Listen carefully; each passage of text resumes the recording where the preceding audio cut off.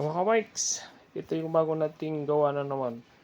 Isusurprise tayo sa Monday. Ginawa ko na kasi hindi naman to fresh flower eh. Ito yung ornamental flowers. Pinadama yan sa pang surprise na gift natin.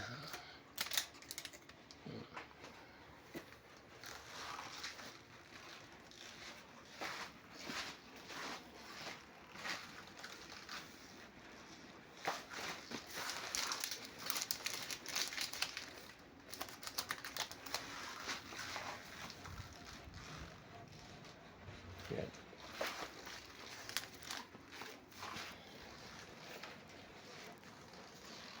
Okay. Pwede na yan.